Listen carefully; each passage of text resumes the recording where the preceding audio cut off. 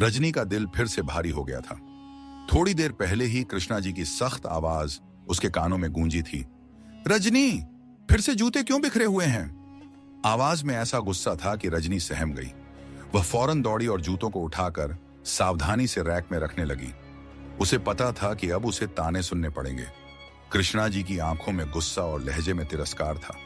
वो हमेशा की तरह बोलने लगी, तुमसे एक काम ढंग से नहीं होता, हर बार वही गलती। रजनी चुपचाप सुनती रही। उसकी आंखें भर आईं। वह कुछ कहती नहीं थी, क्योंकि उसे पता था कि कुछ भी बोलना उसकी हालत को और बिगाड़ सकता है। वह केवल सहने की आदत डाल चुकी थी। अपने कमरे में जाकर वह बिस्तर पर गिर गई। आंखों से आंसू बहने लगे। वह सोचने लगी, काश मां जिंदा होती, काश पापा ने दूसरी शादी न की होती। उसकी मां के जाने के बाद घर बदल गया था।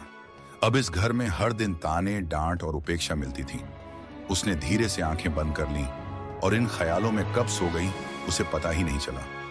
2 घंटे बाद उसकी नींद खुली। कमरे में अंधेरा था, लेकिन उसके पेट में भूख से मरोड़ हो रही थी। वह रसोई में गई। वहां सब शांत था। गैस बंद थी। चूल्हे पर कुछ नहीं पक रहा था। फ्रिज में देखा तो केवल 2 केले पड़े थे। उसने वहीं खा लिए और पानी पीकर वापस कमरे में लौट आई। उसे अब समझ आ गया था कि इस घर में कोई उसके लिए खाना नहीं बनाने वाला। वह अब किसी पर भरोसा नहीं करती थी। उसने खुद के लिए जीना सीख लिया था। कुछ देर पढ़ाई की, फिर ट्यूशन जाने की तैयारी की। जाते समय डरते डरते कृष्णा जी के कमरे के बाहर खड़ी होकर बोली, मम्मी, मैं ट्यूशन जा रही हूं, दरवाजा बंद कर लीजिएगा। कृष्णा जी ने बिना देखे कहा, हाँ हाँ, सब मैं ही करूं। पैसे भी खर्च करवा रही है और काम भी नहीं आता इसे। जाने क्या समझती है खुद को। रजनी चुपचाप निकल गई। रास्ते में उसके मन में कई बातें घूमती रहीं, लेकिन उसने उन्हें अपने भीतर ही दबा लिया। शाम को जब वापस लौटी तो देखा पापा आ चुके थे। उनके हाथ में एक डिब्बा था और चेहरे पर मुस्कान। उन्होंने रजनी को गले लगाया और बोले, लाडो, देखो तुम्हारे लिए क्या लाया हूं। रजनी ने देखा एक प्यारी सी डॉल। उसका चेहरा खुशी से खिल उठा। उसे अच्छा लगा कि पापा ने उसे याद रखा। खिलौना मिलने की खुशी से ज्यादा यह खुशी थी कि किसी ने उसे चाहा, उसके लिए कुछ लाया।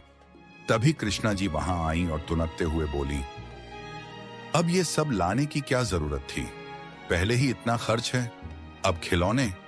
पापा ने शांत स्वर में जवाब दिया, बच्ची है, उसका भी मन होता है, बहुत कुछ सहती है, कभी कुछ मांगती भी नहीं।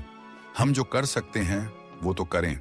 रजनी ने देखा कि कृष्णा जी का चेहरा साफ कह रहा था कि उन्हें यह सब पसंद नहीं आया, लेकिन वह चुप रही और चाय बनाने चली गई। रजनी समझती थी कि वह उन्हें बोझ लगती है, लेकिन पापा की आंखों में उसके लिए जो स्नेह था वही उसकी ताकत थी।